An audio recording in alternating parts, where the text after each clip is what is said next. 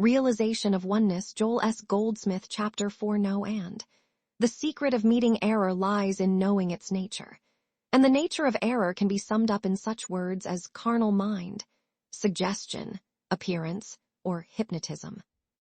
The nature of error as hypnotism, or the carnal mind, can be illustrated in this way.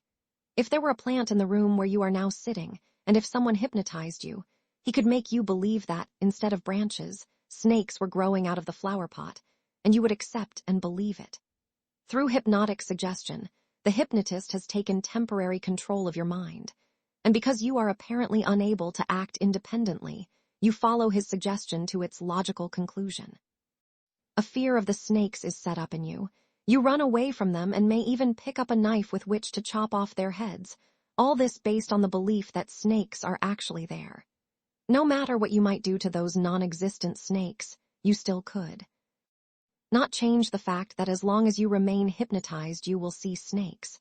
There is no possible way for you to be rid of those snakes except to become dehypnotized.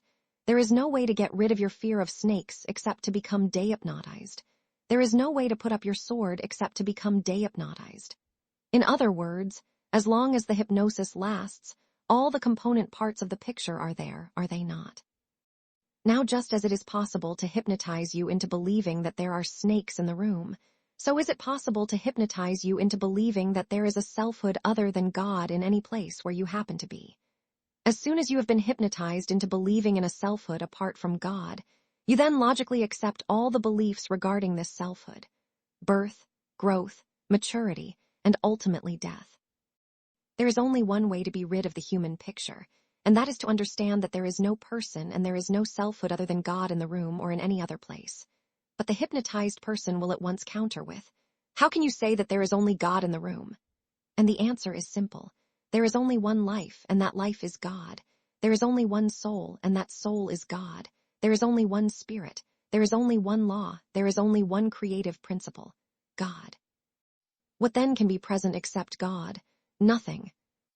The moment you see God, and you are hypnotized. The moment you see a mortal material world, you are hypnotized, and from then on, there is no possible way to get rid of the appearance. That is the reason that even if you kill the snake over there in the flower pot, 2 more will rise up to take its place. That is why with all the advances made in materia medica, everybody still dies, because everybody who is born must die. They do, and they will. At best, they may live a few more years, but that is all. People still die of pneumonia. People still die of tuberculosis. They still die of cancer. They still die of heart failure, and were a cure found for these, something else would immediately replace them. If you can agree that there is God, which means that you accept an infinite power of good, certainly then you must be able to understand that there cannot be error, disease, or death. In fact, not since time began has there ever been a single death in the kingdom of God. So whatever you see in the nature of sin, disease, or death is a part of the hypnosis. And furthermore, whatever you see as good humanhood is also a part of the same hypnosis. Even the healthy human being of 30 or 40 will someday be an old human being of 70 or 80. When you see a young, healthy person, therefore, you are just being fooled by an appearance of good, until you can become dehypnotized to the degree that you know that there are not good human beings or bad human beings, that there are not diseased human beings or healthy human beings, but that there is only God, the one life, the one soul, the one spirit, the one substance, the one law, the one activity. Until that time, you will have to experience death. Judge not after appearances. No one can ever be dehypnotized as long as he is judging by appearances, because the human mind with which he is judging is a state of hypnotism. In other words, in looking out from our eyes, we are looking out from a state of hypnosis in which our eyes are always going to see babies being born and old people dying. Our ears are always going to be hearing about sin, disease, death, lack, and limitation. Until we are able to shut off those 5 senses and develop an inner discernment, we are always going to see, hear, taste, touch, and smell error. If we look through our eyes at the people of this world, all we shall ever see are human beings, sometimes good, sometimes bad. The man and wife who love each other one day drive daggers into each other's hearts the next day. The parent who fondles the child one day reproaches him the next. It is the human picture, sometimes good, sometimes evil. That is what we shall always see, hear, taste, touch, and smell with the 5 physical senses. The only way to be dehypnotized is to quiet the physical senses, to be still inside, and then spiritual awareness reveals the truth of being that enables us to see that which is not visible, to hear that which is not audible, to know that which is not knowable with the human senses. A person with no musical appreciation listening to a symphony hears only a mass of dull, monotonous noises. But a person with a developed musical consciousness listening to the same symphony hears harmony, melody, and rhythm. What does a person who has no art appreciation see when he looks at a beautiful painting? Daubs of paint. That is all, nothing more, nothing less, just daubs of paint that do not make sense. On the other hand, a person with an appreciation of art sees whatever it is that the artist had in mind, and appreciates the technique, execution, coloring, and the shading. A person who knows nothing of sculpture looks at a statue, and what does he see? A piece of bronze or marble made into a statue which to him appears only as a very poor likeness. But the person with an artistic sense looks at it and he sees the skill expressed by the line, form, and rhythm. He sees in it the flow in the artist's mind and hands. Such people are not seeing with their eyes. They are seeing through their understanding of music and art. And just as no one will ever be able to understand a symphony or a piece of sculpture until he develops a certain measure of artistic appreciation, so no one will ever be able to understand the spiritual universe until he develops that inner spiritual consciousness, that which is called Christ consciousness. It was Christ consciousness which enabled Jesus to say to Pilate, the man who had the greatest temporal power of his day in Jerusalem, "Thou couldst have no power at all against me, except it were given thee from above."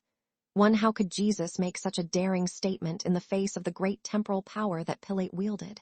It was only because he had the inner vision to see through to something beyond what the eyes could see and the ears could hear. He knew something that the human being could not know, and he proved it when he allowed himself to be crucified. They could crucify him, but they could not kill him. The crucifixion and the nails had no power. The DHYPNOTIZED consciousness sees reality. Dehypnotism is a state of consciousness that sees that which actually is. It is the ability to see, hear, taste, touch, and smell reality. It is the ability to see sin not as sin, and disease not as disease, but rather to be able to separate these from the person and realize that we are dealing with a false appearance produced by the belief in a selfhood apart from God. A universal belief so powerful that it operates as law in our consciousness until we detect and cast it out. That is, until we know the truth which makes us free. The only way this can be accomplished is through spiritual consciousness. First of all, we must know this. We cannot cure a disease, there is none. We cannot overcome poverty, there is none. We cannot overcome death, there is none. The only thing we can do is to recognize that we are not dealing with those appearances or suggestions as such. We are dealing with hypnotism. Even a so-called mental cause for a disease is just as much an illusion as is the physical disease. If there is a mental cause for a physical disease, as is claimed in some teachings, the disease is no illusion, since it has a real cause. We, in the infinite way, believe that even a mental cause is as much of an illusion as the physical disease, since all there is to the human scene is of the nature of illusion. The mental cause is as illusory in its nature as the physical effect. The truth is that all there is infinite God and its creation. There is nothing else. To understand reality, we must understand that spirit alone is real, since spirit is infinite. All that exists, then, must exist at the standpoint of spirit and be under spiritual law. Therefore, we are not dealing with the physical effects of mental causes. We are dealing only with God manifesting itself and expressing its infinite harmonies, and with the appearance, suggestion, or claim of a universal belief in a selfhood apart from God, of a universe apart from God, and of a selfhood and universe subject to material and mental laws. This universe is GOVERNEDBY principle. Can you believe that there is God and sickness, too? Where would God be while someone is suffering? Human parents would never permit a child to suffer from a disease if they could prevent it. Would you let your child suffer? Then why do you think God would? It cannot be. In reality, there never has been a sick person or a dead one. Everybody who has ever lived from the beginning of all time is still alive. It could not be otherwise. Unless you accept this truth, you are really an atheist and believe that the world sprang up out of dust, that it is going to return to dust, and that there is no God. But how can you believe that when you observe the law of like begetting like in operation? Apples always coming from apple trees, cabbages coming from cabbage plants. That cannot be accidental. There must be a law. This is not an accidental world. There must be a principle behind it, and that principle is God. If there is a principle, is there ever an exception to the principle? In our system of mathematics, 2 times 2 is 4 always, and there is never any exception to that. Does anything grow on apple trees but apples, or on orange trees but oranges? There is a principle governing the universe, and because there is a principle, a divine law, nothing is ever outside its government or control, not any more than do the notes of the scale, do, re, mi, fa, sol, la, ti, change in their relationship to one another. No one note has ever crowded another off the scale. No one note has ever infringed upon another. No one note has ever taken anything away from another note. It is exactly the same with the digits not 1, 2, 3, 4, 5, 6, 7, 8, and 9. They never get out of their rightful places. Not one of them has ever taken anything from one of the others. Not one has ever crowded the other out or drawn from another. Cooperation. Yes, they have cooperated for the common good. If that is true of mathematics and true of music, how can it be other than true of man who was given dominion over mathematics and music? So, there never has been a man who crowded another man off the earth. There never has been a man who crowded another man out of his business. Never. Those pictures are a part of universal hypnotism, and if we can be made to believe that there is a mortal material universe, we, too, are a part of this hypnotism. Hypnotism is the error, and we are the ones who have to correct it through the understanding that one with God is a majority.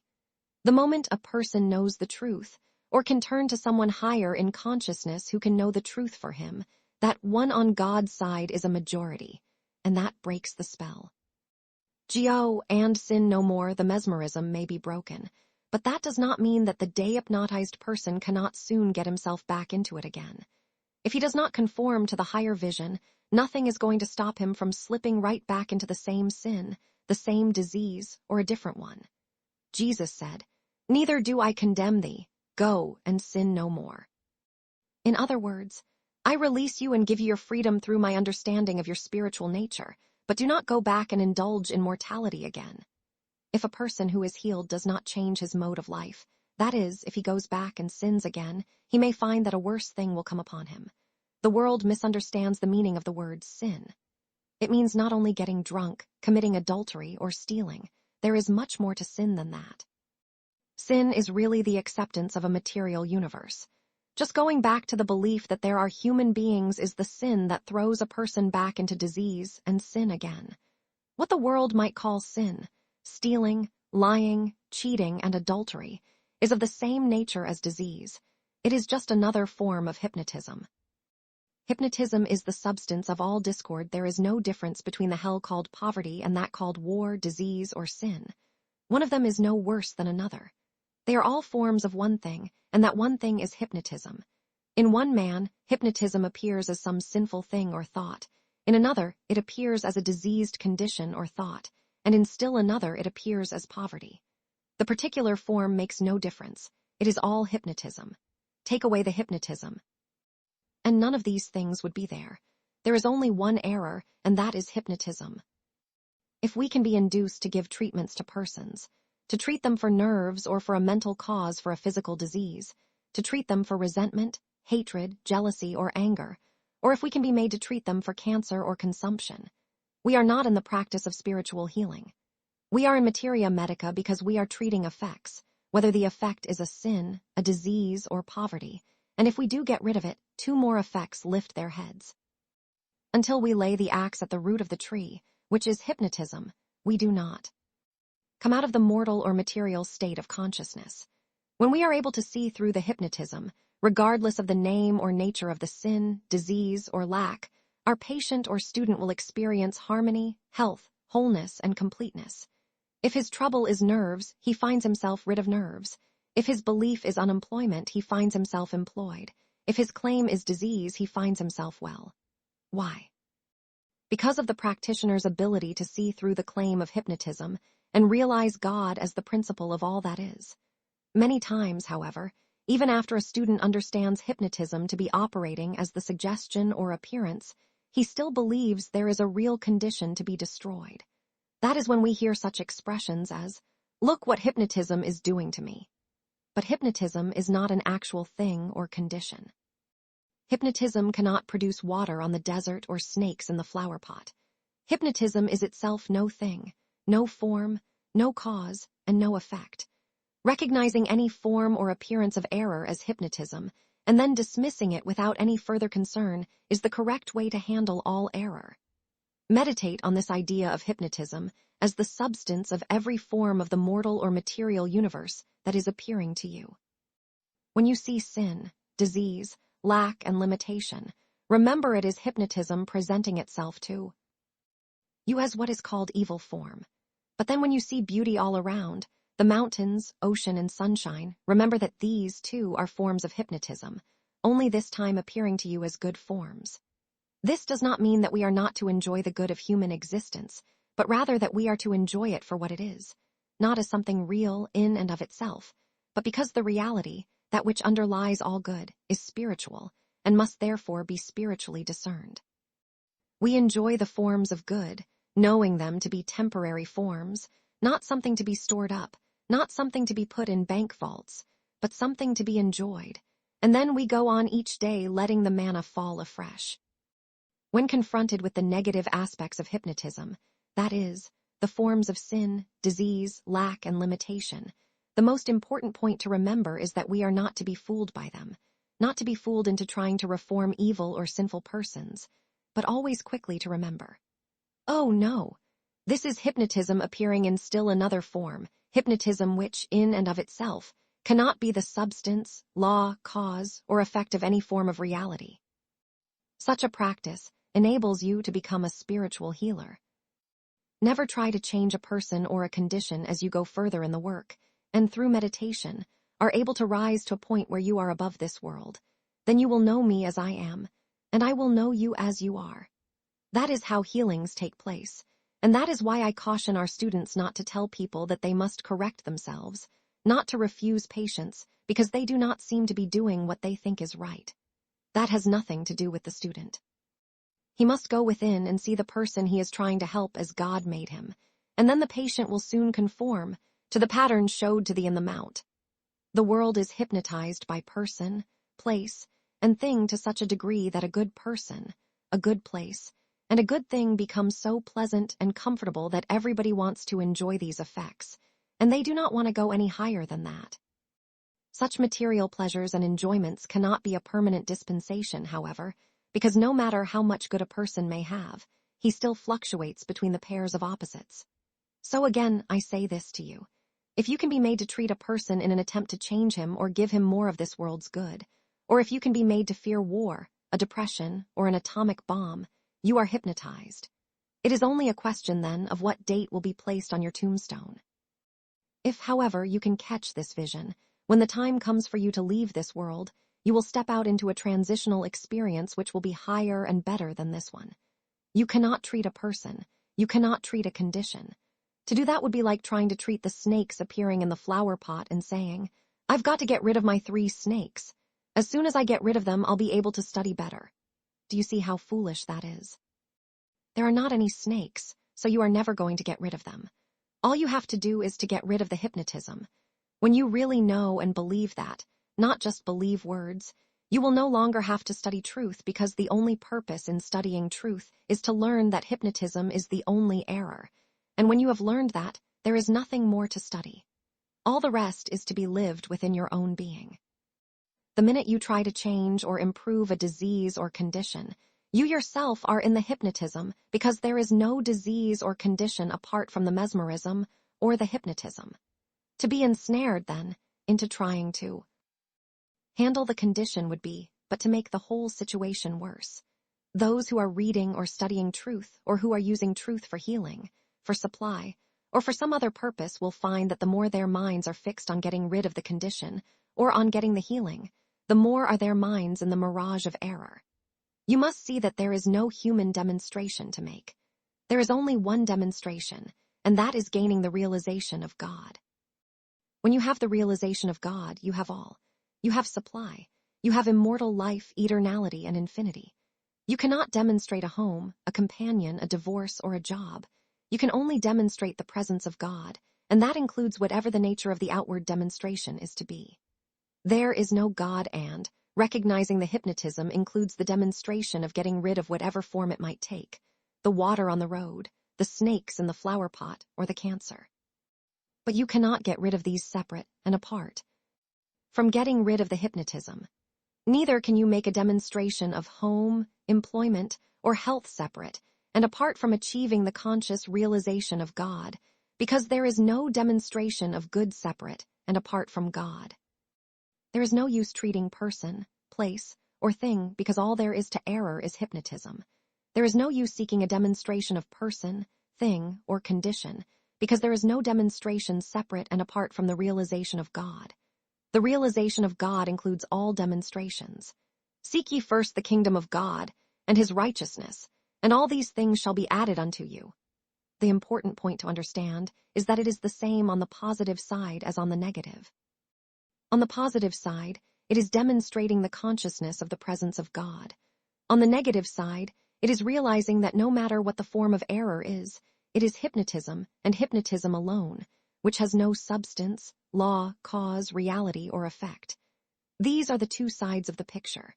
The entire basis of the infinite way teaching is that there is not God, and there is not God in health, or God in strength, or God in immortality, or God in activity, or God in supply. There is only God manifesting as, you can take a block of mahogany and out of it make a chair, a table, and a bench. But you do not have mahogany and a table and a chair and a bench.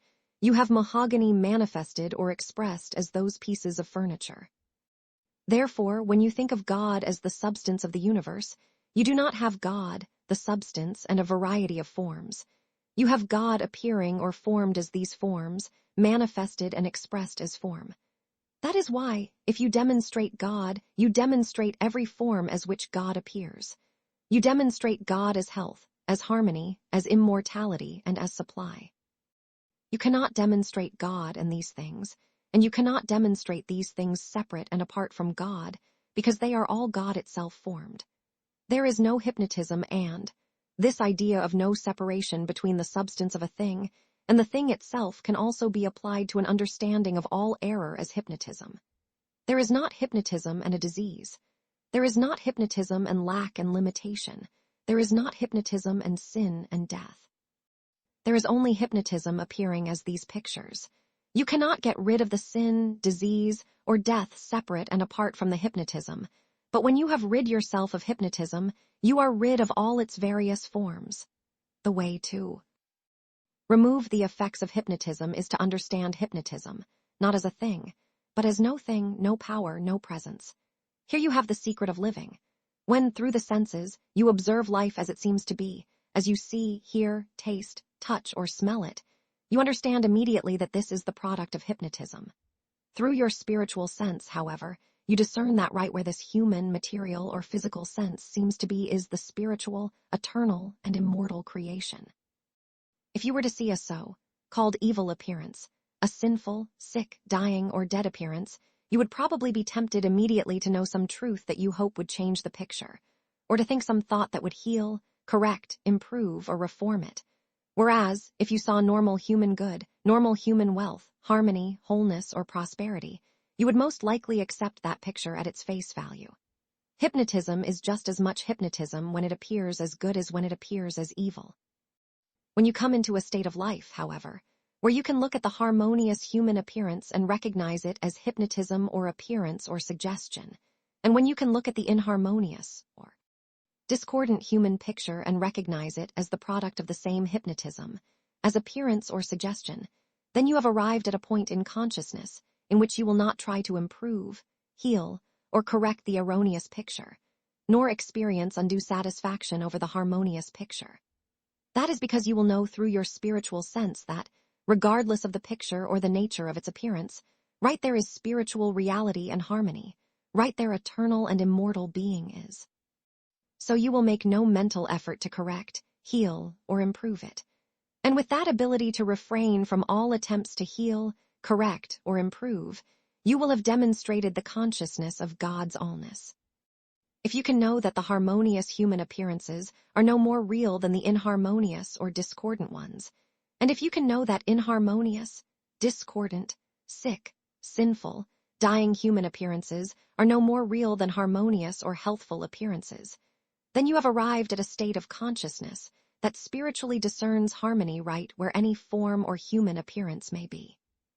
When you have become accustomed to the idea of observing the harmonious human appearances and the inharmonious human appearances with the same degree of unconcern, you will know that you have arrived at a state of spiritual consciousness in which you see that which is invisible, hear that which is inaudible, and know that which is unknowable.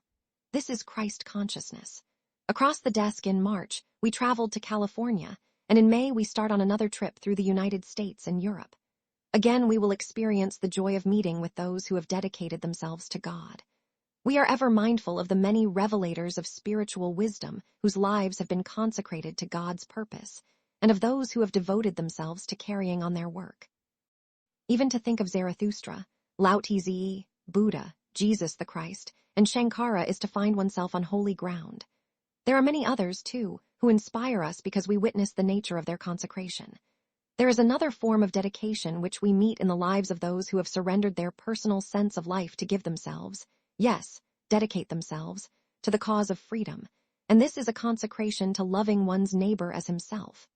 These unselfed souls brought forth the freedom of England, France, Holland, Switzerland, countries in North and South America, as well as others throughout the world. Many now are devoting themselves to worthy causes in different parts of the world. Some have given themselves to youth in the work of the YMCA and the YWCA, the Boy Scouts and Girl Scouts, to the poor through their work in the Salvation Army, and to the suffering by carrying food and clothing to friendly and enemy countries. Such movements as CARE and the Peace Corps demonstrate love in concrete form. This dedication to God, expressed as consecration to our neighbors, ennobles the lives of those who are called and furnishes inspiration to the rest of us, so that we, too, may rise above the deadness and dullness of human living. Real living begins only when inspiration enters. Self-completeness is attained only in giving and serving. Freedom is attained in consecration, and peace is found in dedication. When the Spirit of God touches us, there follows an unrest, a disquiet, a lack of satisfaction with ordinary human experience, and this persists until we find ourselves serving God and our neighbor and resting in Him.